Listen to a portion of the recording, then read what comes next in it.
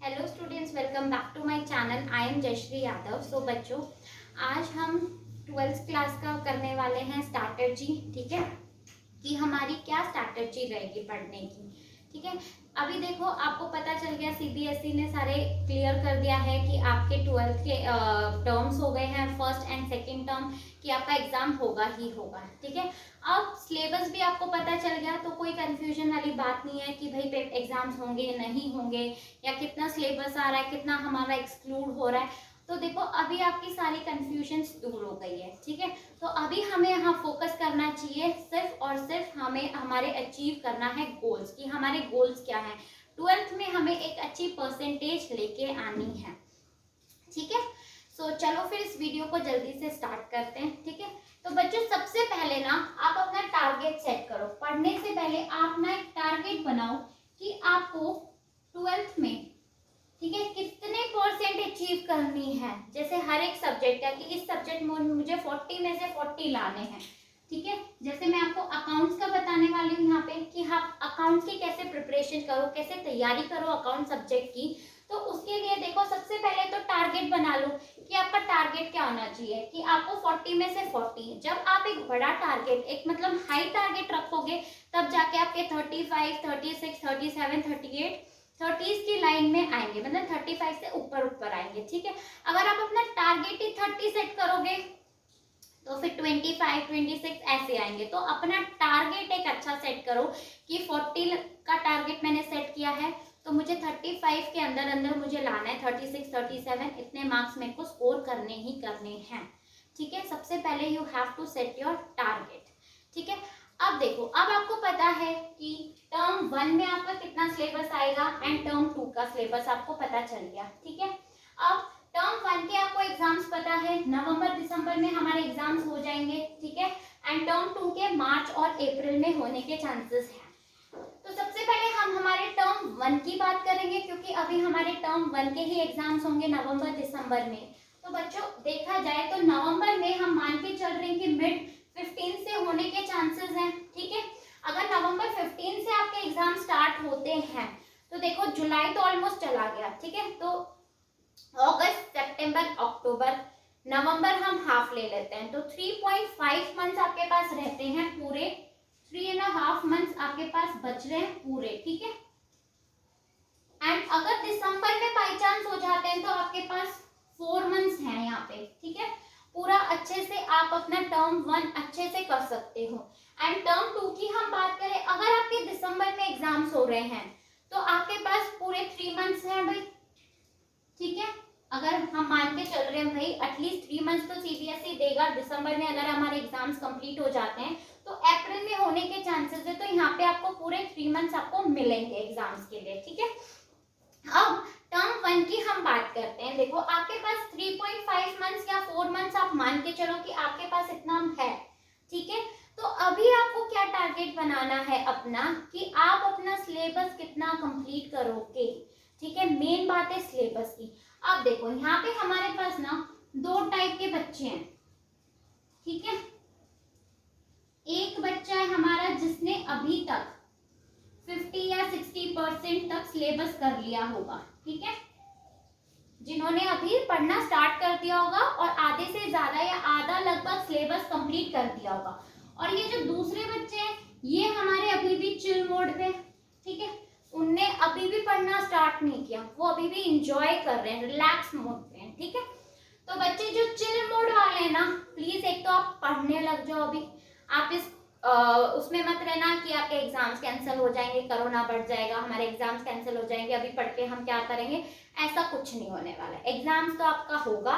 तो आप अभी से पढ़ना स्टार्ट कर दो, मेहनत करनी स्टार्ट कर दो। ठीक है, अब जिन बच्चों ने 50-60% तक सिलेबस अपना कर लिया है, ठीक है, अब काफी बच्चे ऐसे होंगे जिन्होंने एनपीओ कर लिया है, हमारा रिटायरमेंट हो गया है, मतलब ऑलमोस्ट अगर फर्स्ट बुक आपने कंप्लीट कर ली है, नो वरी बच्चे, कोई बात नहीं। अगर आपका वो टर्म 2 में आ रहा है, टर्म 1 में नहीं आ रहा, कोई दिक्कत वाली बात नहीं है।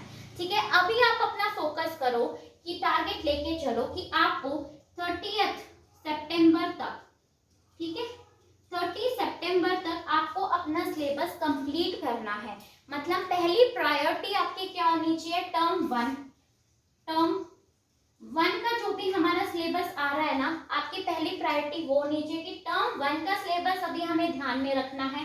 अगर आपका टर्म 1 का सिलेबस अगस्त में कंप्लीट हो जाता है, मान के चलो, ठीक है, जुलाई तो चला गया, अभी जो आपके चैप्टर्स रह रहे हैं जैसे इशू ऑफ शेयर्स हो गया, रेशियो हो गया, जो भी आपके चैप्टर्स रह रहे हैं बच्चे, तो आप उनको पहले कोशिश करो कि आप उन्हें कंप्लीट कर लो टर्म 1 में। अगर मान लो अगस्त में अगर आपके टर्म 1 कंप्लीट हो जाता है तो पूरा सितंबर आपके पास बचेगा, राइट। उसमें आप टर्म 2 का भी सिलेबस कवर अप करो, ठीक है। ये नहीं है कि टर्म 1 का हो गया अभी नहीं, मैं टर्म 2 का नहीं करूंगा, नहीं।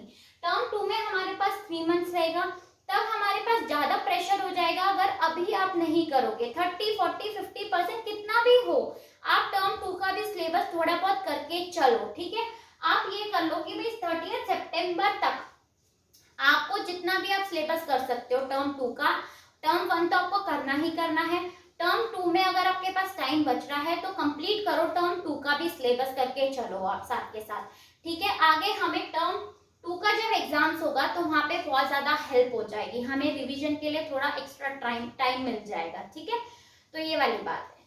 सो अभी आप कंप्लीट कर लोगे, ठीक है। उसके बाद हमारे पास सितंबर के बाद पूरा अक्टूबर रहेगा हमारे पास, एंड अगर नवंबर 15 से हमारे एग्जाम स्टार्ट हो रहे हैं तो 15 डेज हमारे पास वो रहेंगे, मतलब 1.5 मंथ्स हमारे पास रहेगा। उसमें मैं आपका पूरा रिवीजन कराऊंगी, ठीक है। जो हमारे पास 1.5 मंथ्स रहेगा उसमें हम पूरा रिवीजन करेंगे। हम टर्म 2 को छोड़ देंगे, हम टर्म 2 का कोई स्ट्रेस नहीं लेंगे कि वो हमारा जितना भी हो गया, ठीक है, हम बाद में उसको करेंगे, ठीक है। हम उसके बाद सिर्फ और सिर्फ हमारे रिवीजन में फोकस करेंगे कि हमें रिवीजन करना है भाई, ठीक है। एमसीक्यूज, जितने भी एमसीक्यूज आप सॉल्व कर सकते हैं आपको वो करने हैं सॉल्व। दोबारा से आपको जितने भी चैप्टर्स आपके आ रहे हैं, 6 चैप्टर्स आ रहे हैं, तो उनको बहुत अच्छे से रिवाइज करना है हमें। हर एक चीज हमें करके चलनी पड़ेगी, बिकॉज यहाँ पे हमारे एमसीक्यूज क्वेश्चंस आएंगे, ठीक है, ऑप्शनल आएंगे। अब हम बात कर लेते हैं जो चिल मोड वाले बच्चे जो मेरी तरह होंगे, राइट। अभी तक जो एकदम चिल, बिल्कुल चिल मार रहे हैं, तो बच्चे अब वो चिलिंग मोड छोड़ दो और अब पढ़ाई के मोड में आ जाओ, ठीक है। आप बस मूड बना लो कि आपको पढ़ना है, ठीक है। अब जो ये बच्चे हैं टर्म 2 का तो आप भूल जाओ, मत सोचो अभी फिलहाल के लिए, आप सिर्फ और सिर्फ अपना टर्म 1 पे ध्यान दो। टर्म 1 आपको कंप्लीट करना है टिल सितंबर, ठीक है। आप 30 सितंबर तक टाइम लेके चलो कि आपको टर्म 1 30 सितंबर तक कंप्लीट करना है, ठीक है। उसके बाद हमारे पास वही रिवीजन के लिए अच्छा खासा टाइम मिल जाएगा, ठीक है। तो आप प्लीज फोकस करो कि आप टर्म 1 30 सितंबर तक कर लो। अगर जो बच्चा नहीं कर पा रहा है तो उसको आप अक्टूबर 15 अक्टूबर तक लेके चल लो, बट इससे ज्यादा मत खींचना बच्चे, ठीक है। फिर आपके पास 1 महीना बचेगा रिवीजन करने के लिए। आप कोशिश करो 30 सितंबर, ठीक है। अगस्त सितंबर 2 महीने हैं, आपको बहुत अच्छे से मेहनत करनी पड़ेगी, दिन रात पढ़ाई करो भाई, ठीक है। कम से कम अकाउंट्स को आपको 3 या 4 घंटे देखो देने पड़ेंगे, ठीक है। आप चाहे सुबह पढ़ो, रात को पढ़ो, कभी भी पढ़ो, लेकिन आपको 3 से 4 घंटे देने पड़ेंगे, एंड डेली देना है। ये नहीं है कि आपने आज पढ़ लिया कल का ऑफ कर दिया, भाई एक दिन स्किप मार दिया, नहीं, आपको रोज करने पड़ेंगे, ठीक है। अकाउंट्स एक ऐसी चीज है जो आपको रोज करनी पड़ेगी, and you have to do it, ठीक है।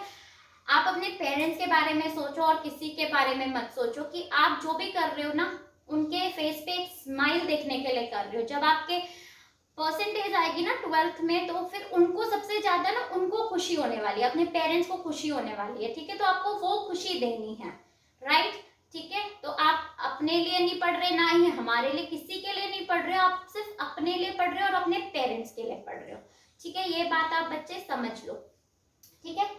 रही बात, आपको 3 से 4 घंटे डेली पढ़ने हैं, डेली आपको क्वेश्चंस करने हैं। ये नहीं एमसीक्यूज आ रहा तो मैं सिर्फ थ्योरी पढ़ लेता हूँ, नहीं, आपको क्वेश्चंस भी सॉल्व करके देखने पड़ेंगे। क्यों करके देखने पड़ेंगे? क्योंकि एमसीक्यूज में अगर हमारे आ रहे हैं ना तो क्वेश्चन फॉर्म में भी हमसे पूछेगा, ठीक है। फॉर एग्जाम्पल जैसे न्यू रेशियो निकालो, तो न्यू रेशियो आप कैलकुलेट करोगे तभी तो आप बता पाओगे कि उसका राइट आंसर कौन सा है। ऑप्शन ए है, बी है, सी है, डी है, तो इसीलिए आपको क्वेश्चंस भी आने चाहिए, ठीक है। अब देखो एमसीक्यूज बच्चे, या तो आपको पूरे 1 नंबर मिलेंगे या आपको कुछ नहीं मिलेगा, ठीक है। यहाँ पे प्रेजेंटेशन जब हम वैसे नॉर्मल एग्जाम्स देते थे जब उसमें, तो क्या होता था, बोर्ड के एग्जाम्स देते थे 5-6 नंबर का हमारा क्वेश्चन आता था। अगर मान लो हमारा आंसर मैच नहीं कर रहा, तब भी हमें क्या था कि नंबर मिल जाते थे 3-4, हमने स्टेप बाय स्टेप किया है तो हमें नंबर मिल जाते थे। बट यहाँ पे आप कोई प्रेजेंटेशन आप सॉल्व करके नहीं दिखाएंगे, सिर्फ आपको टिक करना है कि हमारा राइट आंसर है या नहीं। तो उसमें या तो आपको पूरे 1 नंबर मिलेंगे या आपको कुछ नहीं मिलेगा।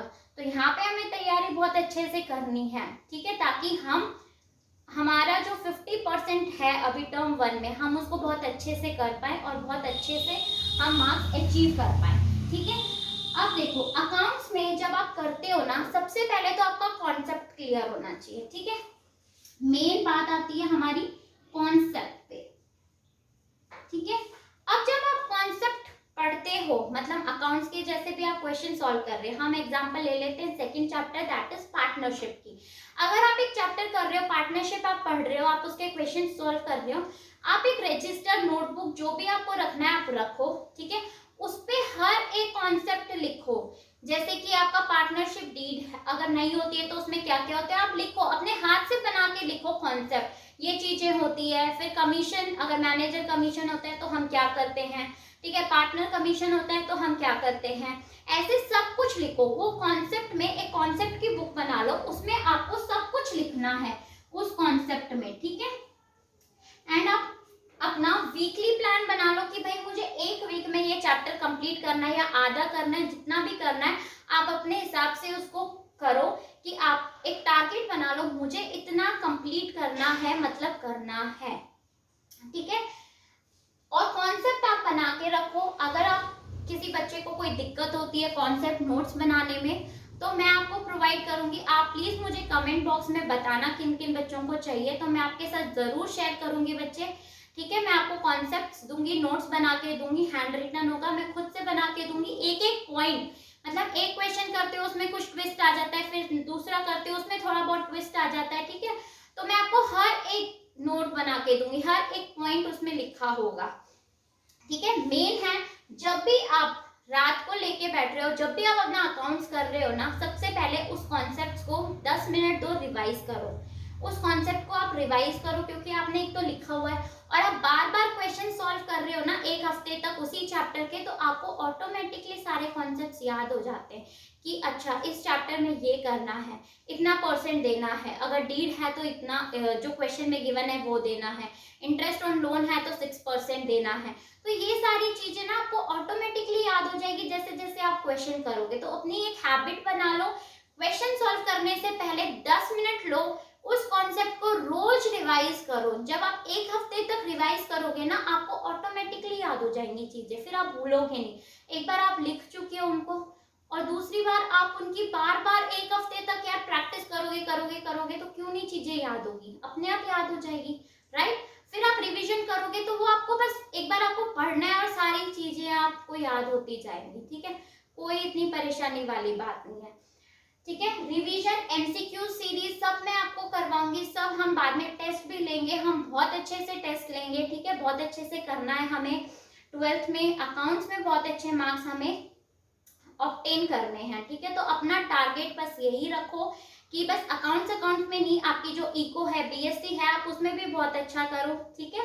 उसके लिए भी टाइम दो, ये नहीं है सिर्फ अकाउंट्स कर रहे हो, नहीं बच्चे, उनको भी इक्वल टाइम दो, ठीक है। बीएसटी और जो इकोनॉमिक्स है उन्हें भी इक्वल टाइम दो, लेकिन अकाउंट्स को भी इक्वली टाइम आपको देना है। ये नहीं अकाउंट्स अच्छा नहीं लग रहा यार, मेरे से नहीं हो रहा, मैं छोड़ रहा हूँ, नहीं, ये अपने माइंड में देना ही नहीं है। अकाउंट्स बहुत इंटरेस्टिंग है, ठीक है। आप एक बार करो, कोशिश करो सॉल्व करने की, क्वेश्चंस आराम से हो जाएंगे। आपका मन क्यों नहीं करता, क्योंकि आपके जो कॉन्सेप्ट्स है ना वो क्लियर नहीं होते चैप्टर के। जब आपके कॉन्सेप्ट्स क्लियर नहीं है तो आपको नहीं पता होता इस क्वेश्चन में हमें क्या करना है, फिर ऐसे ही दूसरा क्वेश्चन में क्या करना है, आप कंफ्यूज हो जाते हो और फिर बुक बंद करके रख देते हो। तो ये चीजें नहीं करनी है आपको, ठीक है। बात समझ में आ रही है, ठीक है। तो यही हमारा रहेगा भाई, आपको बहुत अच्छे से करना है।